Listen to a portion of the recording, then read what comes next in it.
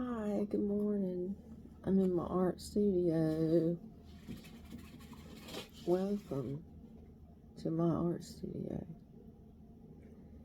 I'm having my morning coffee, and I really wasted no time this morning getting up, getting coffee, getting right on this video. And why is that? Because I looked forward to it. It's something I look forward to thus far. Look, ready? This morning cup. I told you I bought a set of these. They're pretty basic, plain. I think they were even called vanilla. I just had one sip of coffee, so bear with me. Please bear with me. Please have some patience. I like making stuff. I'm like, oh, if somebody put something like that around the coffee cup, oh, that'd be so cute. I like to tinker around in here and make stuff. And sometimes I go to Hobby Lobby and buy little stuff like this right here. Every now and then. I really do not go in Hobby Lobby that often.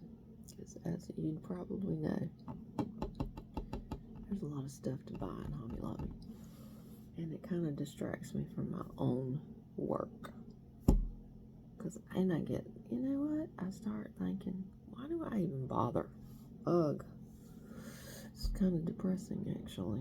Why do I bother trying to make stuff or paint when people come in here and buy the darn ding dong truckload full of this imported? What, I don't know.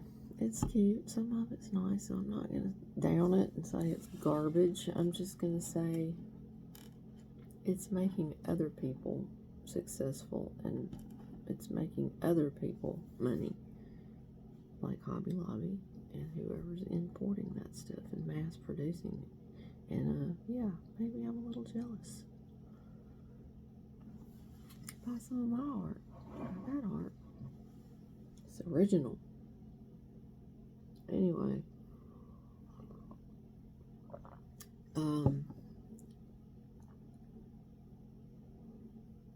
blank canvas this morning. These coffee cups. I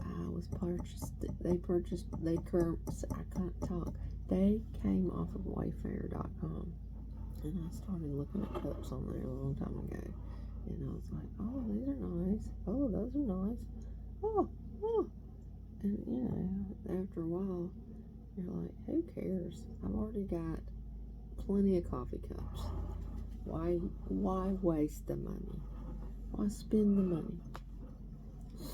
Why spend the money on new coffee cups? Because I want a set of new coffee. That's why I want. I don't need. Lord knows, if you need coffee cups, we all know that you can practically find them for free because, like I said before in another video, the amount of stuff we have in this country is unfreaking believable. The choices we have. And, you know, I get bogged. I don't know. I love stuff. I do. And I love books. I like people. I can't honestly, that sounds sad, doesn't it? I can't honestly say I love people, but I love people. It's just, as you get older, and sometimes things fall apart, or you expect something and they don't fulfill. Yeah, you start thinking you don't like people anymore, but actually, God put a strong desire in my heart to be a loving individual. And with that, it comes, maybe you're just a little too open. You don't guard your heart. That the Bible also says guard your heart. And so I've gotten hurt quite a bit. Maybe that was another reason I just decided to start making these videos. Maybe. Or maybe it's just because I like to talk. And I figure I got just as good at something to say as any other person out there. Maybe better. So I'm going to try. I'm going to do it. Maybe something one day I say is going to be so super inspiring to some other person out there that they're going to have an aha moment. Does anybody remember Oprah Winfrey being on TV? I mean, it hasn't been that long ago that she had a show every day, 4 o'clock, Oprah. And I didn't watch her that much. In fact, I probably built up a little bit of resentment against her. I was like, why does everybody think Oprah is so stinking wonderful? Why? And all those money she's making. Okay. But she did have one episode, I caught it, and she said something about an aha moment. Or her or her guest, they were talking about that. And, you know, I probably had at least 10 of those in my lifetime. Probably more. An aha moment. When you think, all the bad stuff that I perceive is holding me back in life, it's just that. They're my mindset. They are self-made roadblocks. Everybody's got something they're good at, okay? Everybody does. And not to be braggy,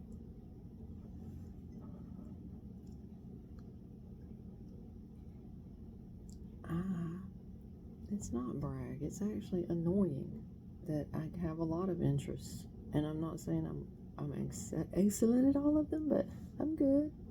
I'm a good artist. I'm a musician. I play a violin. I play the piano. I play guitar. I would play the drums if I had room for a set of drums. I want to still play the drums. I like to do stuff. I like to learn new things. I love people. There you go. I do love them. But like people have their own built-in insecurities, or they're very prideful of the things that they do know how to do. That's true. And if you're the type of person that looks at what someone else can do and you're like, oh, you're just so, wow, I'm amazed. That is so wonderful. And please help me do it. I did have one time in life when I got interested in quilting when I was still married. Oh, I got goo-goo eyes over quilting. Oh, and I still love fabric, and I like to sew, but quilting is just something that I'm not super inspired to get back into quilting. My husband bought me this big selection of books one time. He brought me home. It was so nice. I want to spend one moment reflecting, because I have a lot of good memories of being married. Oh God, I will start crying. I don't want to cry, because look, hey, it's been 17. I wrote it down the other day just to make sure I knew for a fact. How many years? 17 years since I've been married. 17, and I was only married for 13 years. But oh my God, it seemed like a death blow to my system when my husband told me he was going to leave and not come back. I was like, what are you talking about? I didn't say it like that. I wish I could have been that strong. I wish I could have been strong, but I wasn't strong. Not in any way, shape, or form. And I was like little mouse on the end of a phone. And I was going, what? And mentally, this is kind of funny. Can I please vent my divorce story? Because I was sitting at the house that we shared, and he had already left for a certain amount of time. And in hindsight, now I know, because of a no-fault divorce in Georgia, you have to spend a certain amount of time living separately to be granted a no-fault divorce. Okay, that's the technical side. That's way over Michelle Carr's head. I don't understand any of that, and I don't frankly want to. Stop it, cat. You've got to go. I have a destructive force in my art room this morning. Maybe because I'm talking about such a horrible subject matter, it's just filling up the atmosphere with destruction and chaos. Wow. Could it be? That's why the world is in such a freaking disastrous mess right now. Have we just, maybe we together have had an aha moment. Stop! Get out! Everybody out! Get out of here, buddy. So you can't, it isn't gonna work like that. You can't resolve chaos with more chaos. Can we agree? And same thing with violence. Violence is never the answer. Stop. Just sit in a scratching post. My cat's trying to use, I'll be right back. I'm so sorry. Apologies. No, not today, buddy. Like the shirt says. Sneaky shirt. No, not today.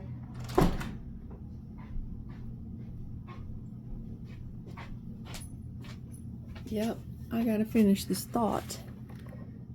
Okay, so I'm on the phone. He's giving me the information. The worst information ever given to me in my whole life. I'm not coming back. And in my mind, it's like I could see this telephone cord, and I was probably on a cordless phone at the time, not a cell phone, but a cordless house phone. But in my mind, you know, those old-fashioned phone cords, coiled cords. In my mind, this coiled cord was reaching out into like outer space, and his voice sounded like it was literally out in space, a gazillion miles away. It was, and I didn't, you know, I never thought to his, you know, because I always felt kind of bad for my husband after we got divorced, because frankly, I didn't feel that much in love with him ever. Not when we got married, not during our marriage. I mean, I was glad to be married. And we did a lot of fun stuff together. We actually were very compatible people. And apparently that's important. I have learned through trying to date numerous goofball men. No offense, any dudes listening. Yeah, guys can be no fun. They can be no fun. Okay? Girls just want to have fun. We're so simple. We're not that complex. Anyway, back to the divorce story. It's so depressing. I don't want to depress anyone this morning. So let's get off the subject altogether. But the point I was making was, no point. I don't know how I even ended up here. Ugh. Please forgive me. Tomorrow we're going to have something cheerful, holiday related. I'm going to leave you because I just don't want to ramble endlessly about nothing. Although Seinfeld made an entire show about nothing. And it had tons of viewers. I made that. I want to have a Seinfeld show myself. But I'm not Seinfeld, so I have to do something else. Okay, peace out. Look at the art on the wall. Up there it says Butterfly Garden. No, Dragonfly Garden. And one day I'll take you for a little ramble through my art studio, maybe. It's kind of a dump. It's kind of messy. Ugh. Okay? Like my life. But thank you so much for being here with me. And this is going to be a rock and roll success. And we're all going to make it. We're going to bounce back, America. I know I've already said America, Shamerica. Yeah, true fact. But we can rise up out of our dunghill that we've established. We've all made some stupid judgment mistakes. So let's just face it. Face it together. Bye-bye.